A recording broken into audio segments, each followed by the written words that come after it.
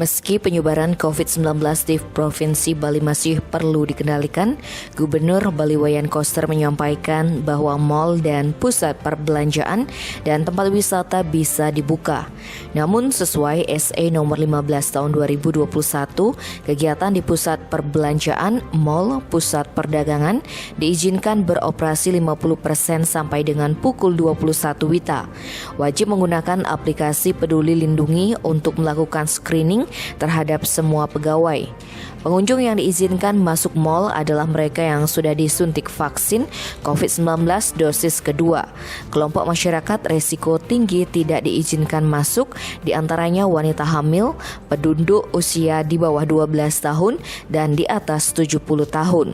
Selanjutnya, tempat makan di mal dapat menyediakan fasilitas makan di tempat dengan kapasitas maksimal 25% dan waktu makan maksimal 30 menit.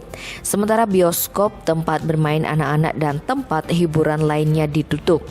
Selain mal, daya tarik wisata alam, budaya, buatan, spiritual, dan desa wisata dilakukan uji coba dibuka dengan kapasitas pengunjung maksimal 50% dengan menerapkan protokol kesehatan sangat ketat dan menggunakan aplikasi Peduli Lindungi. Koster menghimbau masyarakat agar mentaati dan melaksanakan protokol kesehatan dan menerapkan pola hidup sehat seperti memakai masker standar dengan benar, rajin mencuci tangan, menjaga jarak, mengurangi berpergian, meningkatkan imun, dan mentaati aturan.